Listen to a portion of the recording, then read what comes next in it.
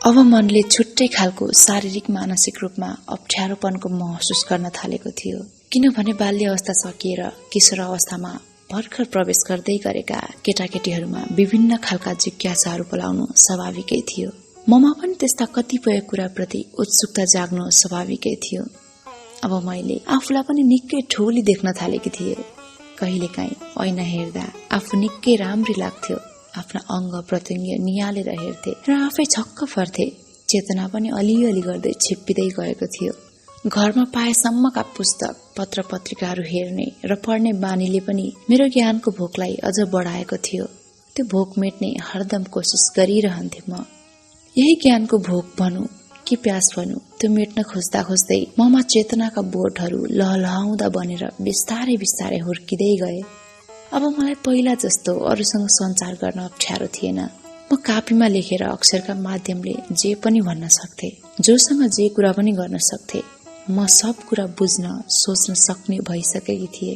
मलाई अब त अरू ठूला मान्छेसँग बस्न पनि मन लाग्दैन थियो। बस्दा मेरै बारेमा अनेक थरी कुरा काटिन्थ्यो। हो, किशोर अवस्थामा पुगेपछि मान्छे निकै शर्माउँछ या लजाउँछ। मान्छेहरू भएको बेला मलाई तारो बनाएर अनेक थरी चाहिँदा नचाहिँदा कुरा काटेर छिल्लिन्थे।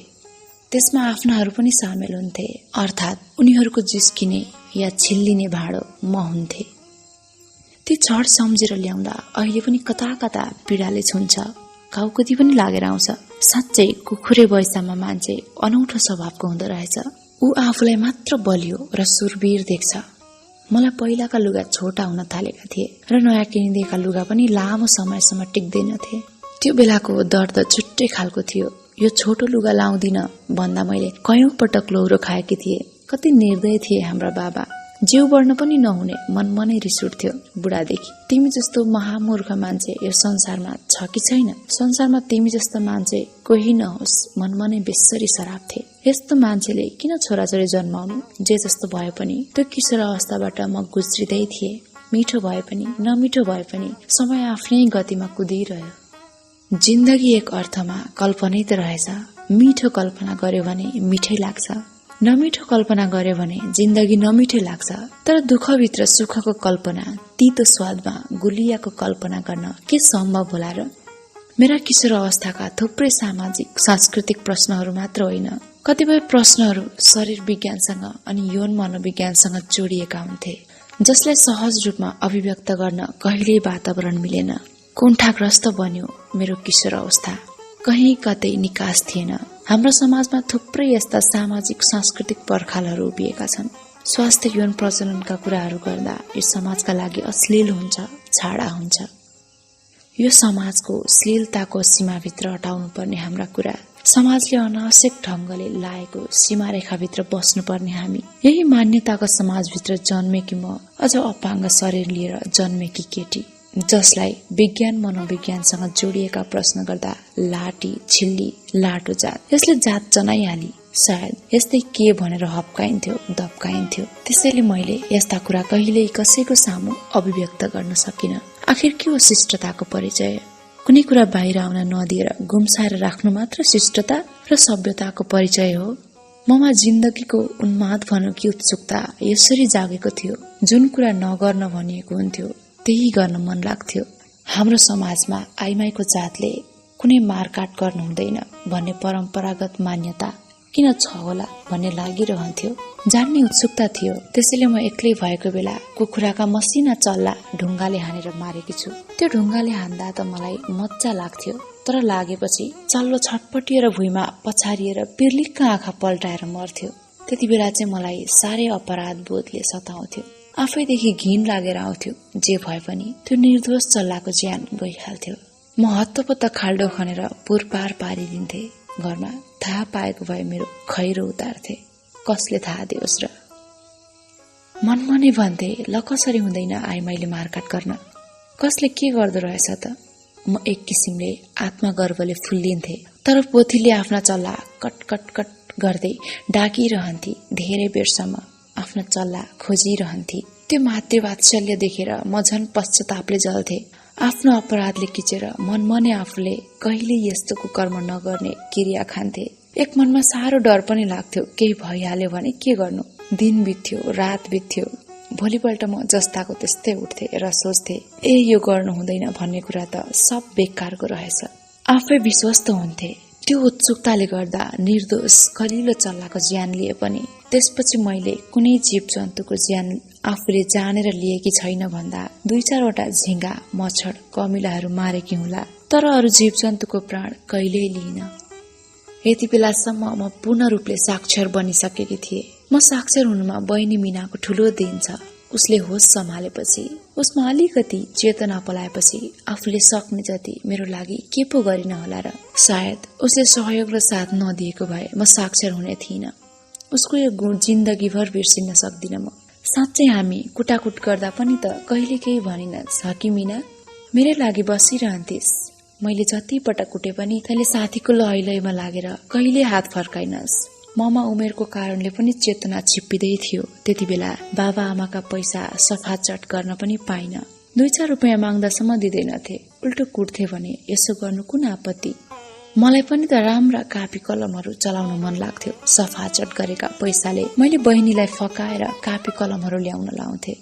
उसले पनि कसैले नदेखि मलाई कापी ल्याएर दिन्थी। यसरी उसले किनेर लुकाएर ल्याइदिएका कापी कलमहरू मैले निकै लामो समयसम्म चलाए र मैले पटक पटक सफाचट गरे। त्यो पनि नपाउनुको एउटा विद्रोह नै थियो क्यारे, र त उपद्रो हो भन्ने जान्दा जान्दै पनि गरे। त्यतिले मात्र नपुगेर म डेरामा बसेका विद्यार्थीहरूको कोठामा पसेर उनीहरूका कापीका खाली पानाहरू चलाइदिन्थे। उनीहरूले थाहा पाएर पनि किन हाम्रा कापीहरू च्यातिस भन्न सकेनन्।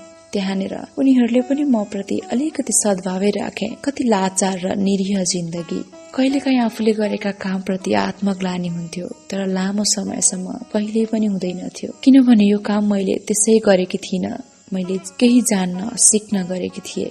यही कुराले त मन बुझाउँथे। मान्छेको जिन्दगी अब्ड्याङ खब्ड्याङ भएर बित्दो रहेछ, सरल र सहज कहाँ बित्दो रहेछ र। मेरो पनि के हुन सक्थ्यो? मेरा भाइ बहिनीहरू डेरामा बसेका मान्छेहरूसँग बिहान भरि ट्युसन पढ्थे। म छेउमा बसेर टुलु टुलु हेरिरहन्थे। अहिले कतै भेट हुँदा तँलाई हामीले पढाएका थियौं भन्ने मिथ्या दाबी गर्छन्। मलाई उनीहरूको झुटो दाबी देखेर मनमनै हाँस उठ्छ। किनभने उनीहरूलाई मसँग संचार कसरी गर्ने भन्ने थाहा थिएन। मैले लेखेर संचार नगरुन्जेल उनीहरू र मेरा बीचमा दोहोरो संवाद हुँदैनथ्यो। यो मिथ्या दाबीभित्र कतै सत्यता छ भने मैले उनीहरूले भाइ बहिनीलाई पढाएको हेर्दै कापीमा नक्कल गर्दै गरेको कुरा चाहिँ सत्य हो। ती दिनहरू अहिले पनि सम्झिरहेकी छु। साथ मरितरी भए पनि पछ्याउँदै थियो। आफ्नाहरूले त्यो कलिलो हृदयको संवेदनालाई कहिल्यै बुझेनन्। उनीहरूले त मेरा प्रत्येक कदममाथि आक्रोश र आवेगका रागहरू फालिरहे। तिनले मन मस्तिष्कलाई नमिठोसँग कोपारिरहे। नियति पनि कति निष्ठुरी। उसले पनि दमन गर्नुसम्म गर्यो। ससाना कुरामा पनि मलाई मायाले कहिल्यै फकाइएन, सम्झाइएन। खालि आक्रोश र आवेग मात्र पोखियो। सहनुको पनि एउटा सीमा हुँदो रहेछ। म बिस्तारै बाल्यकालबाट किशोर अवस्थामा प्रवेश गर्दै गए। स्वाभाविक रूपमा किशोर अवस्था आवेग र आवेशमय हुन्छ। म प्रति आक्रोश र आवेगका रङहरू पोखिन्थ्यो भने मैले फरक रङ पोख्ने त कुरै थिएन। भावनात्मक रूपमा माया ममताको कमीको आभास त्यति बेला भएको थियो। मलाई एक्लोपनले सताउन थालेको थियो। यो संसारमा आफूलाई माया गर्ने मान्छे, आफ्नो विचार र भावना बुझ्ने मान्छे कोही छैन जस्तो लाग्थ्यो। हो, त्यति बेला म प्रति सद्भाव सहानुभूति राख्ने मान्छे म पाउँदिनथे। अत्याचार भएपछि कसैले पनि सहँदो रहेनछ। मैले पनि त्यसको समर्थन नगर्नु स्वाभाविकै थियो। तर किन ससाना कुरामा मैले प्रतिक्रिया दिँदा हाम्रो घरमा उत्पात मचिन्थ्यो कुन्नी, त्यो कहिल्यै थाहा भएन। म आफ्नाहरूको माझ भएर पनि एक्लै भएकी थिए। कारण म किशोर अवस्थामा पुगेपछि बढी स्वतन्त्रताको चाहना गर्थे। सबै कुरामा आफ्नो स्थान सुरक्षित होस् भन्ने चाहन्थे। तर त्यो चाहना कहिल्यै पूरा हुन सकेन। किनभने म छोरीको यौनाङ्ग लिएर जन्मिएकी थिए। प्रत्येक कुरामा दोस्रो हकदार। सायद छोराको यौनाङ्ग लिएर जन्मिएकी भए म पहिलो हकदार हुन्थे होला। प्रत्येक कुरामा मेरो पनि अंश केही हुन्थ्यो होला। यस्तै कुरा मात्र खेलिरहन्थ्यो मनमा। आत्मालाई नढाँटी भन्दा मलाई पहिलो हकदार हुन नसकेकोमा आफैप्रति खेद जागेर आउँथ्यो। सामाजिक, राजनीतिक, सांस्कृतिक, आर्थिक, धार्मिक संरचनाहरू छोरी जातिका पक्षमा कहिले बलिया हुन्छन्। पुराना घरमा जति रङरोगन गरे पनि, जति श्रृंगार पटार गरे पनि ती घरहरू कमजोर हुन्छन्। यहाँका सांस्कृतिक संरचनाहरू यस्ता छन्, तिनलाई नभत्काई नवीन संरचनाको निर्माण हुन सक्दैन।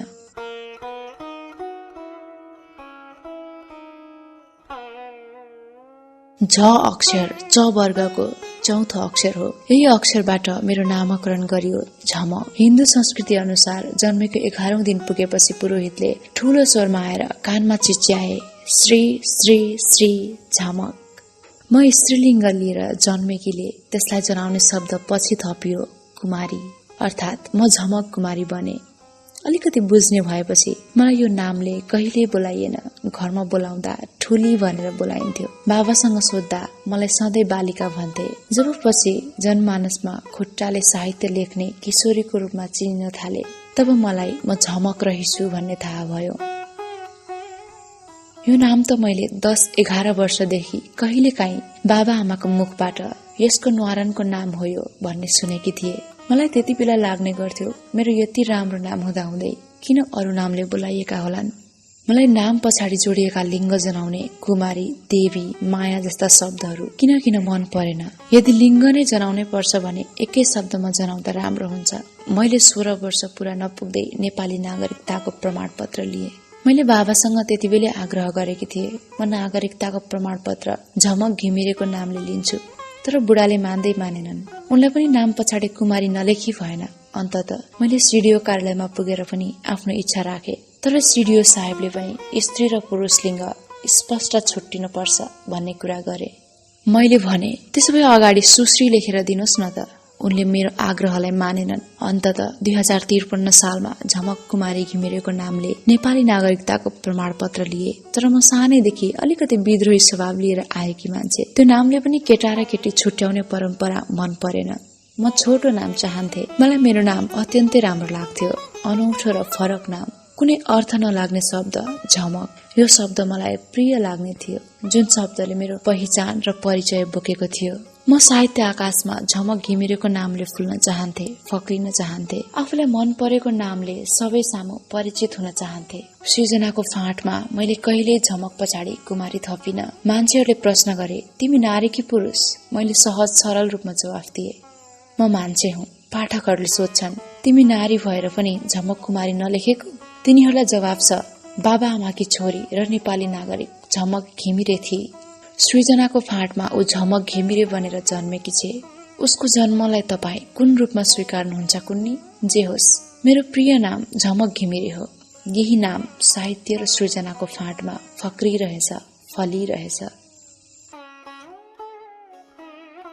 झमक शब्दको खास त केही अर्थ हुँदैन, तर यो बेअर्थको शब्दले जिन्दगीको अर्थ खोज्यो, आफ्नो पहिचान र अस्तित्वको अर्थ खोज्यो, दुनियाँको फरकपन खोज्यो। हो, मैले आफ्नै बाबा आमासँग विद्रोह मात्र गरिन, पुरोहितले दिएको नामले मात्र मैले चित्त बुझाउन सकिन। बाबा आमा जसले निरीह सन्तानलाई जन्माएका थिए, पुरोहितले पनि त्यही निरीह बालिकाको नाम राखे। समयले झमकसँग धेरै कुरा खोज्यो, उसँगको स्वाभिमान खोज्न सकेन। आफ्नै जिन्दगीसँग विद्रोह, प्रत्येक समयसँग विद्रोह गर्दा गर्दै आफ्नै नामसँग पनि विद्रोह गरिसकेकी छे। झमकलाई जन्माउन आमाले जति पीडा बेहोर्नु पर्यो, त्यो भन्दा दोब्बर पीडा उसले स्वयंलाई जन्माउन बेहोरिसकेकी छे। तपाईँ मलाई जे भनेर सम्बोधन गर्नुहोस् या चिन्नुहोस्, त्यो स्वतन्त्रता तपाईलाई छ। आफूले चिनाउनु पर्दा म झमक घिमिरे मात्र भन्छु है त ल, किनभने यही नाम प्रिय लाग्छ मान्छेलाई। आफूले रोजेको नाम प्रिय लाग्छ, जुन मैले मागेर पाइन, चाहेर पाइन, खोजेर पनि पाइन, अब खोसेरै लिए। जसरी उहिले रत्नकार वाल्मीकि बने, विष्णुकुमारी वाइबा पारिजात बनिन्, म पनि झमक कुमारीबाट झमक बने। म पनि छोरी मान्छे थिए। छोरी मान्छेमा हुनुपर्ने सम्पूर्ण अवयवहरू आएका थिए। स्तन, नितम्ब, गुप्ताङ्ग बिस्तारै बिस्तारै विकसित हुँदै थिए। ती कुराहरूसँगै वैंश पनि फक्रिँदै थियो। आइमाई हुनुको अर्थ रजस्वला हुनु पनि हो। यो प्रकृतिको एउटा अनमोल वरदान हो। हाम्रो समाजमा यो हुनुलाई अपवित्र ठानिन्छ। प्रत्येक मासिक श्राप देखा पर्दा 5 दिनसम्म बार्नुपर्छ। खानेकुराहरू उनीहरूले छोएको बनाएको अरूले खानु हुँदैन, त्यो अपवित्र अछुतो हुन्छ रे। तर मैले जब चेतना सम्हाले, अलिकति साक्षर बने, अलिकति आत्मचेतना र अलिकति किताबी ज्ञानले अचेतन र अज्ञानताका काला बादलका धब्बाहरू फाट्दै थिए। अचेतनाको धमिलो आकाश छ्याङ्ग थियो। कञ्चन सफा हुँदै थियो। जसरी आरु बखडा नासपति अम्बाका बोटहरू भैँसालो यौवन भरिएपछि फुल्छन्, उनीहरू फुलै फुलले छोपिएर हाँस्छन्। लालुपाते मखमली जाइजुईहरू भैँस फक्रिँदा मजाले हाँस्छन्। त्यसै गरी ममा पनि भैँसालो हावाले स्पर्श गर्दै गयो। भैँसालो रूप रङ भरिँदै गयो, गालामा भैँसालो लाली चढ्दै गयो, अङ्ग अङ्गमा त्यसको प्रभाव देखिँदै गयो। यही भैँस पूर्ण फक्रिनु थियो, रजस्वला हुनु। पश्चिमा मुलुकहरूमा यो पहिलो पटक केटीहरूमा देखिँदा हर्षोल्लासपूर्वक लिन्छन् रे, तर यहाँ त्यस्तो चलन छैन। यहाँका सांस्कृतिक परम्परा अनुसार केटीहरूले पहिलो पटक देखा पर्दा घर छोडेर भाग्नुपर्छ। उनीहरूले आफ्नो दाजुभाइको मुख हेर्नु हुँदैन, बाबुको मुख हेर्नु हुँदैन भन्ने मान्यता छ। हेर्यो भने दाजुभाइ बाबुको स्वात्य आयु घटेर मरिहाल्छन् भन्ने जनविश्वास छ।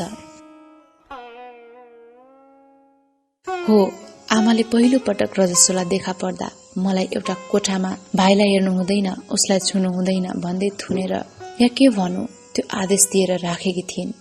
सधैँ सुत्ने ओछ्यानमा पनि सुत्न दिएकी थिइनन्। बाबा घरमा थिएनन्, उनी जागिर खान परदेशतिर लागेका थिए।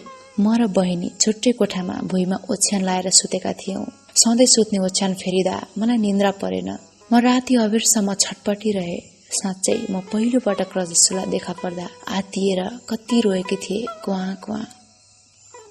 मलाई रजस्वला हुँदा रगत बग्छ भन्ने त अलिकति थाहा थियो, किनभने कहिलेकाहीँ आमाले लुगाभरि रगत लागेको देखेकी थिए, तर आमाले अरूले देख्छन् भनेर छोपछाप पार्थिन्।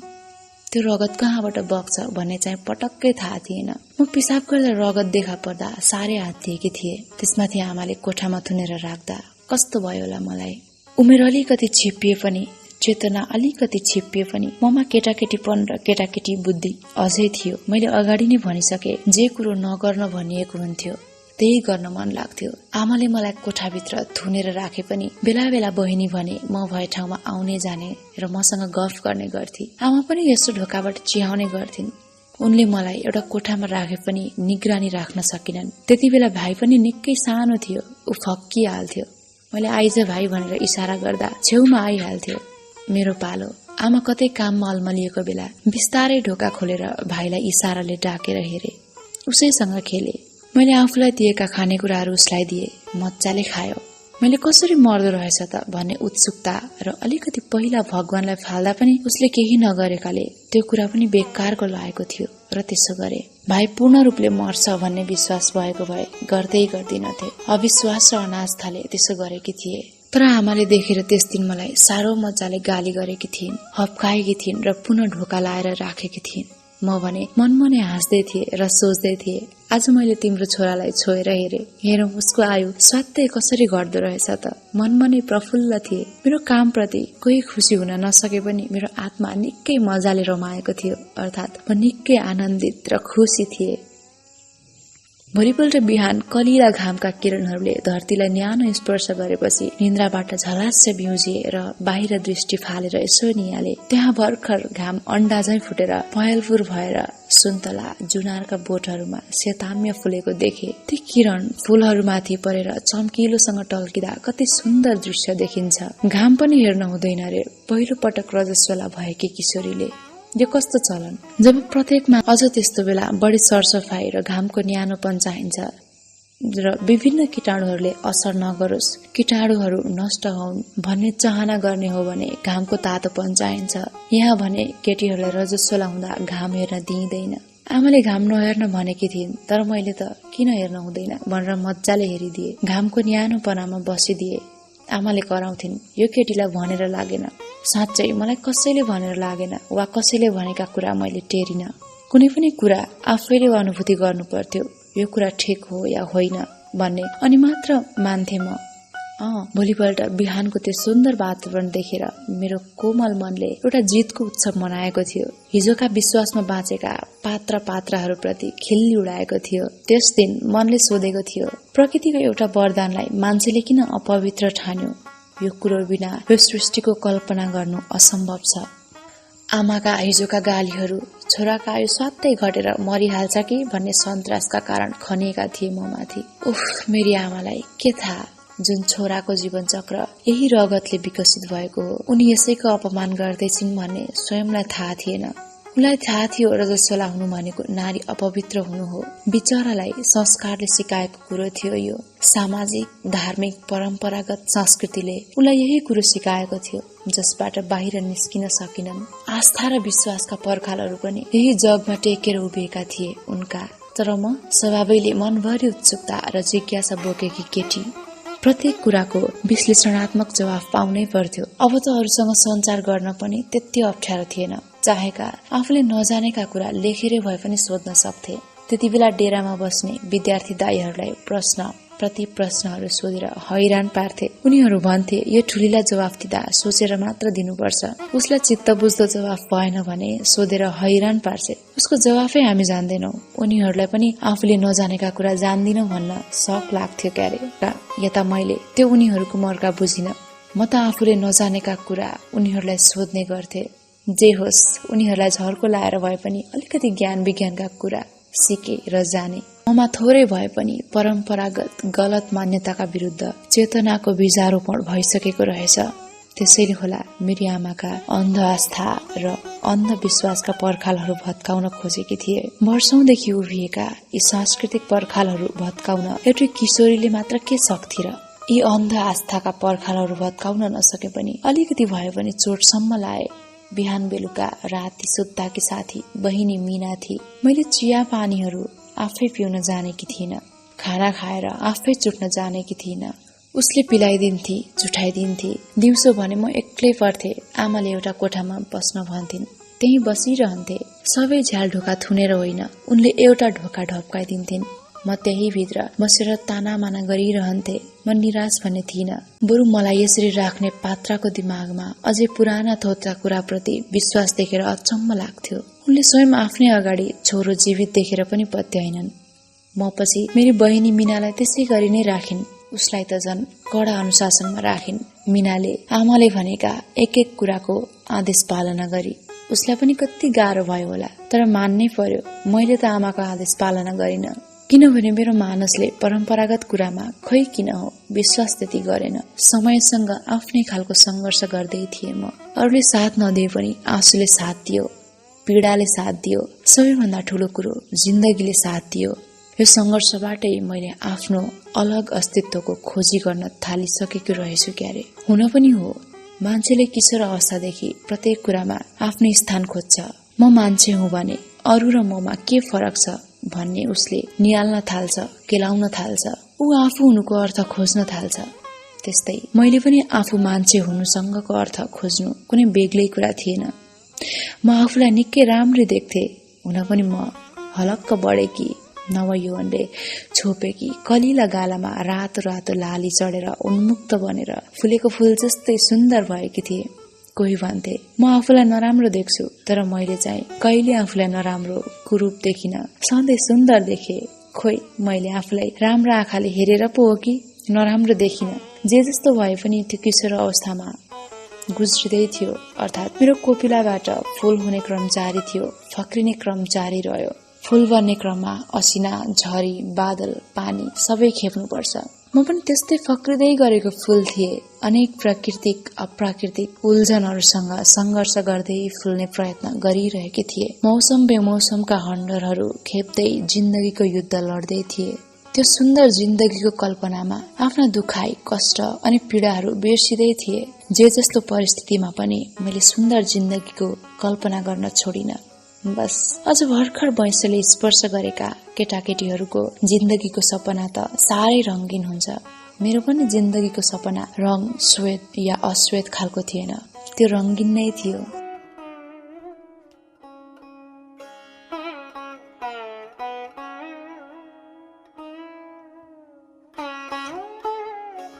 त्यति बेला 1 रुपियाँ पनि बाबा आमाको आदेश बिना मास्न मिल्दैन थियो। उनीहरूको खुसीले दिएको पैसा पनि हाम्रो खुसीले चलाउन नपाइने। दशैं तिहारका दक्षिणाले म कापी, कलम, पेन्सिल, इरेजरहरू किन्न मीनालाई पठाउँथे। उसले किनेर ल्याइदिन्थे। उनीहरूलाई त्यो अनावश्यक कुरो लाग्थ्यो। हामी दिदी बहिनी दुवैले गाली र लौरो खान्थ्यौं। कति मूर्ख थिए हाम्रा बाबा आमा। हाम्रा लागि शासक प्रशासक यिनै थिए। हाम्रा बाबा आमालाई मैले ती कुरा किन्नु पठाउनु भनेको बेकारको कुरो लाग्थ्यो।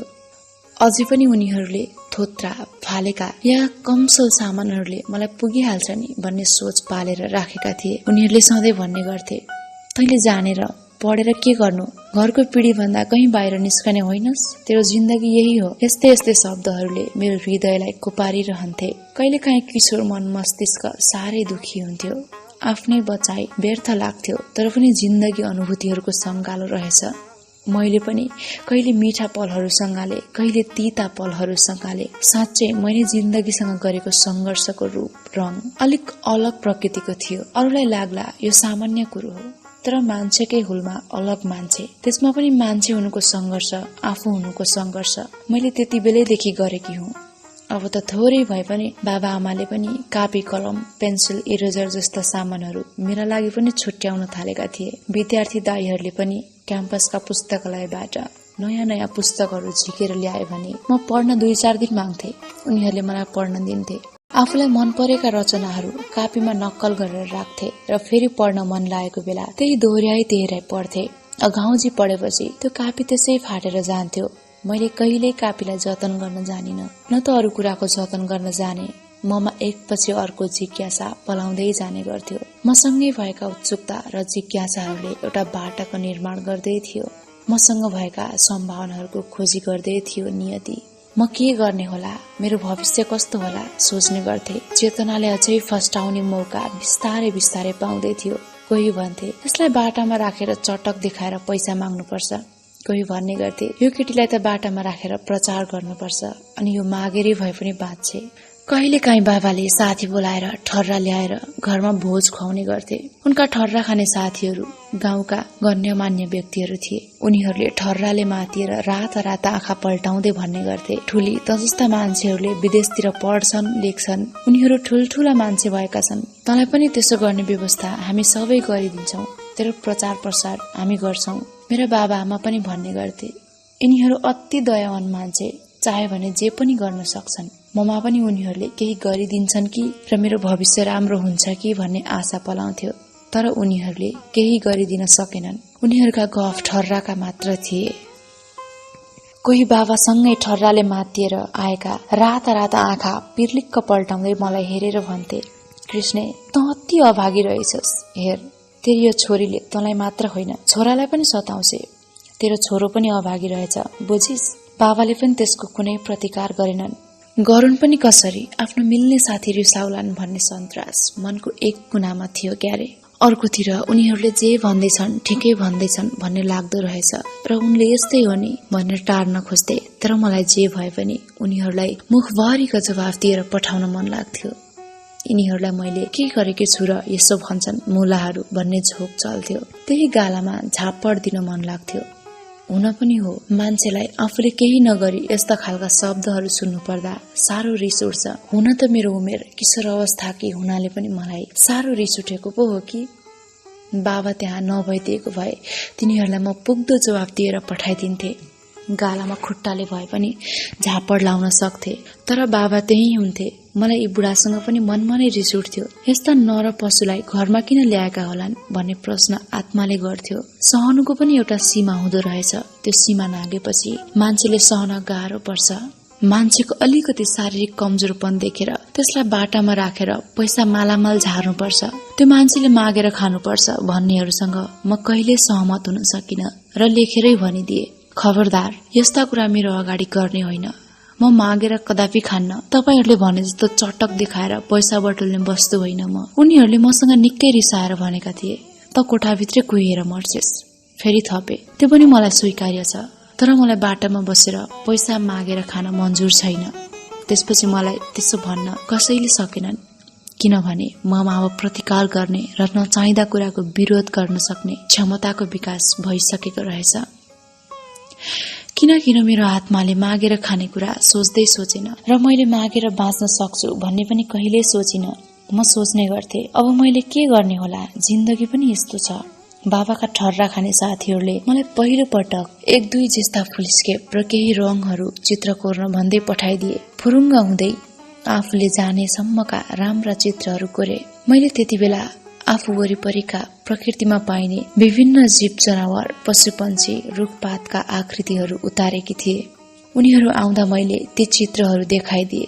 उनीहरूले बहुत प्रशंसा गरेर ती चित्रहरूलाई विदेश पठाइदिने भए। म फुरुङ्ग भए। मैले पनि केही गरेर खान पाउने भए भनेर। तर उनीहरूले न विदेश पठाइदिए ती चित्रहरू, न त मेरा लागि केही व्यवस्था मिलाइदिए। आखिर चित्रहरू त्यसै च्यातिएर गए। उनीहरूका झुटा आश्वासनका खोस्टाहरू पनि तिनैसँग च्यातिएर गए। तर पनि उनीहरूले कागज र रङहरू दिए र थोरै भए पनि रङहरूसँग खेल्ने मौका पाए। मैले ममा पनि केही क्षमता रहेछ भन्ने कुराको अलिकति चेत पाए। मलाई रङहरूसँग उखिन मजा लाग्न थालेको थियो। लागेर पनि के गर्नु, मसँग पर्याप्त कागज र रङहरू किन्ने पैसा हुँदैन थियो। सम्भावनाहरू भएर पनि उचित अवसर नपाएपछि मान्छे आफैमा खुम्चिदो रहेछ। जति बढी अवसर र खुल्ला वातावरण पायो ऊ आफैमा फैलिन्छ। उसँगका सम्भावनाहरूले फक्रिने मौका पाउँछन्।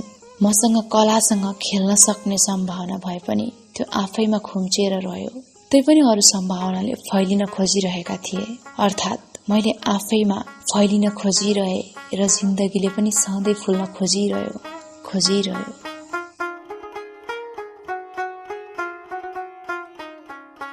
साँच्चै ज्ञानको भोक प्यास अनौठो हुँदो रहेछ। जति मेट्न खोजे पनि कहिल्यै नमेटिने हो। ज्ञानको तिर्खा कहिल्यै मेट्न नसकिने हुँदो रहेछ। मैले पनि मेट्न कहिल्यै सकिन। मैले त्यति बेला घरमा बस्ने विद्यार्थी दाईहरूसँग मागेरै भए पनि महाकवि लक्ष्मीप्रसाद देवकोटाको मुना मदन खण्ड काव्यदेखि लयनहिंस वाङदेल लीलबहादुर छेत्रीका उपन्यासहरू, श्यामप्रसाद शर्माका बाल कविता, गीतहरूको संग्रहका अतिरिक्त 2-4 निबन्ध पढ्न भ्याइसकेकी थिए। मैले पढेका पुस्तकहरू सरल र सहज खालका थिए। जे होस्, मैले बुझ्ने खालका थिए। मेरो साँगुरो ज्ञानको भण्डार अलिकति भए पनि फराकिलो हुँदै गयो। देवकोटाको मुनामदन पढेर मैले धेरै पटक आँसु चुहाएकी छु। त्यसका पात्राको गरिबी, भोक र शोक, अभावका बीच विदेशिनु परेको पीडा पढेर भाव विभोर बनेकी छु। साँच्चै मान्छेको जनजीवन, मानवता र प्रकृतिको कोमल चित्रण यस खण्ड काव्यभित्र साह्रै मजाले गरिएको छ। म जातका आधारमा बनेको ठूलो र सानो, छुत र अछुतको पर्खाल जरैदेखि भत्काउन चाहन्थे। महाकवि देवकोटाको मानिस ठूलो दिलले हुन्छ, जातले हुँदैन भन्ने विचार पनि पोखिएको रहेछ।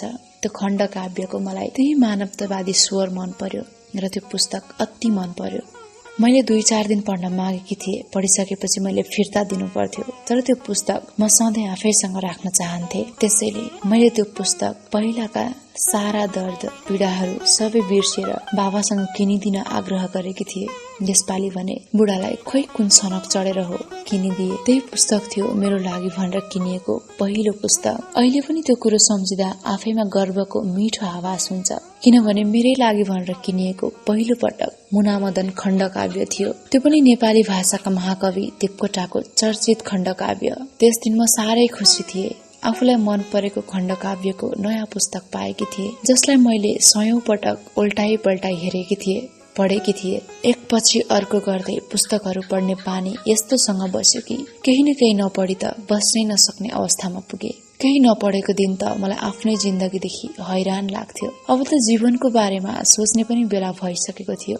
जति चित्त बुझाउन खोजे पनि अरूको सुनौलो जिन्दगी बीच आफ्नो बेरूप ठान्थे म। एक्लै भएको बेला बेसरी धोको पुगुन्जेल रुन्थे। तर अरूका सामु मैले कहिल्यै आफूलाई कमजोर देखाइन। आफूलाई आफ्नो जिन्दगी त्यति बोझ लागे पनि मान्छेहरूको हुलमा हाँसेरै बाँचिरहे। पीडा सबैलाई देखाउन पनि कहाँ हुन्छ र? खिल्ली उडाएर हाँस्ने अनुहारहरू धेरै हुन्छन्। त्यसैले पीडा कसैलाई देखाइन, चोट पनि कसैलाई देखाइन। जीवनका दर्द, पीडा, घाउ, चोटहरू जति सबै त्यही समयलाई उपहार सुटुक्क छोडेकी छु। किनभने मसँग अहिले स्मृतिका दुखेका पलहरूप्रति कुनै गुनासो छैन। समयका घात प्रतिघातहरू सहन नसकेर मैले घरमा कोही नभएको बेला झन्डै आफूलाई चक्कुले हानेर आत्महत्या गरेकी छु। त्यति बेला आमा आइपुगिन् र मैले चक्कु हत्ता नपत्ता लुकाए। कसैले चालै पाएन। म यो समयमा निकै हताश थिए, निराश थिए। अहिले सम्झिँदा लाग्छ, छी कस्तो कायर काम गर्न खोजेको रहेछु। किशोरकाल मान्छेको संवेदनशील हुँदो रहेछ। मान्छेले उचित मार्गदर्शन, माया, ममता पाएन भने जे पनि गर्न सक्दो रहेछ। मैले पनि यसको अनुभूति गर्न सकिन र त आफूलाई एक्लो पाए, हताश, निराश पाए। त्यति बेला मैले जिन्दगीको सौन्दर्य पक्ष बुझ्न सकिन, चिन्न सकिन। अँध्यारो नै अँध्यारो मात्र देखे, जसमा कहीँ कतै उज्याला पक्षहरू रोजेकी थिए। यस्तै आशा निराशाहरू बीच पनि जिन्दगी गुज्रिँदै गयो। समयका पानाहरूमा जिन्दगीको रङ जे जस्तो भए पनि पोखिँदै गयो। बाबा आमाले पहिलाको भन्दा अलिकति सद्भाव देखाए पनि व्यवहार पहिलाकै जस्तो कठोर थियो। उनीहरूको आदेश बिना सानोभन्दा सानो कुरा पनि नपाइने। बाबा आमाको अनावश्यक कुराहरूमा पनि आदेश जारी गर्ने प्रवृत्ति पटक्कै मन पर्दैनथ्यो। उनीहरूको आदेश घाँटीमा जबरजस्ती झुन्डाएको पासो झैं लाग्थ्यो। के हाम्रो आफ्ना इच्छा आकांक्षाहरू हुन सक्दैनथे? आफ्ना लागि आफै केही गर्ने स्वतन्त्रता हुँदैन? किन हामी माथि हरेक कुरामा शासन गर्न खोज्छन् हाम्रा बाबा आमा? हामी उनीहरूकै सन्तान भएकै आधारमा उनीहरूको चाहना अनुसार मात्र चल्नुपर्ने किन? मेरो मनले यस्ता प्रश्नहरूको जवाफ खोजिरह्यो। हुन पनि हो, हाम्रो बाबा आमाको आदेश बिना त्यस्ता साना कुरा ल्यायो भने उत्पातै मचिन्थ्यो। यो आदेश दिनेहरूले आफूलाई शासक ठान्थे होलान्, तर हाम्रा हुर्किँदै गरेका किशोर चाहना भावनामाथि अंकुश लाएर यिनीहरूले ठेक गरेका थिएनन्। किनभने साना मनहरूसँग पनि आफ्नै खालका इच्छा आकांक्षा रहरहरू हुन्छन्। यी ठूला मान्छेहरू किन हाम्रा भावना चाहनामाथि अंकुश लाउने उद्देश्य राख्छन्? अभिभावकत्व हामीलाई कुण्ठित पार्न र स्वतन्त्र हुन नदिने बन्धन हो कि हामीलाई आवश्यक परेको बेलामा जिन्दगीको गाडी सहीसँग हाँक्न र सञ्चालन गर्न सिकाउने ड्राइभर जहाँ कुनै रोकटोक हुँदैन, मान्छेले आफ्नो स्वतन्त्रता भरपूर भोग्न पाउँछ, उमाथि कुनै कुरा पनि जबरजस्ती लादिँदैन भने त्यस्तो संसार कति सुन्दर हुँदो हो, कति मनमोहक हुँदो हो, जहाँ कसैका भावना चाहनामाथि अंकुश लाइदैन, सबैका भावना चाहना र विचारले फक्रिने वातावरण पाउँछन्। मनले यस्तै सुन्दर संसारको कल्पना गर्थ्यो। आफू अगाडि वास्तविकता छर्लङ्ग हुन्थ्यो अनि मन भित्रभित्रै डाहाले पोलेर आउँथ्यो। वर्तमान प्रति आक्रोश र आवेगका रङहरू पोखिन्थे। म यस्तो मायाको भोको सधैँ भइरहे जुन मायामा कुनै कृत्रिम गन्ध आउँदैन। म स्वयं आफ्नै बाबा आमाको आदेशले यति प्रताडित भएकी थिए कि उनीहरूले नै दिएका पैसा जम्मा पारेर आफूलाई चाहिने सामान वा किताबहरू किन्न पनि पठाउन नहुने। एक दिन मैले आफूलाई दिएका पैसा जम्मा पारेर मिनालाई किताब ल्याइदिए भने उसले पुस्तक पसलमा गएर समय मेरो लागि बालकृष्ण समको स्वास्नी मान्छे भन्ने नाटकको किताब ल्याइदिए। म खुब खुसी भए। नयाँ किताब पढ्न पाउँदा कसको मन खुसी हुँदैन होला र? त्यो स्वास्नी मान्छे भन्ने नाटक मैले पढे, हेरे। त्यो नाटकको किताब राम्रो थियो।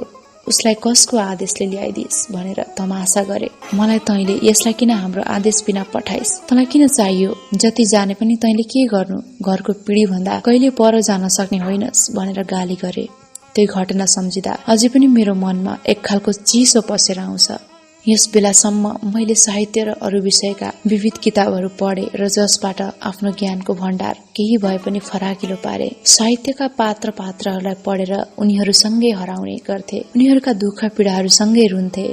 मन व्यक्तिगत जिन्दगीमा भन्दा किताबी दुनियाँका पात्रहरूसँगै रमाउँथ्यो। कल्पनामै फुक्का भएर रमाउँथ्यो चञ्चले मन। त्यो किशोर काल साह्रै चञ्चले हुँदो रहेछ। कहिले हाँसिरहन मन लाग्ने, कहिले रोइरहन मन लाग्ने, खोइ के गर्नु लाग्ने, बा आफैलाई हेरिरहन मन लाग्ने, कसैले राम्रै भनिदिए मक्ख पर्ने, यस्ता प्रवृत्तिहरू थिए ममा पनि। यी कुराहरू स्वाभाविक रूपले देखिए। मान्छेहरूले मेरो जात वर्ग छुट्याएर पनि प्रकृतिले मलाई कुनै भेद गरेन। अरूलाई जस्तै रङ रूप वैश सबै दियो। म आफूलाई निकै राम्री भएको ठान्थे। अरू जस्तै आकर्षक देख्थे। म आफैलाई खोइ किन बिछट्टै राम्री लाग्थ्यो। किताबका आकर्षक नारी पात्रहरू जस्तै ठान्थे। कल्पनामा सजीव रूपमा उभिएका पात्रहरूसँग मनमनै प्रश्न गर्थे, के म तिमीहरू जस्तै राम्री छैन? कल्पनामै इच्छा आकांक्षाहरूले पखेटा हाल्न थालिसकेका थिए।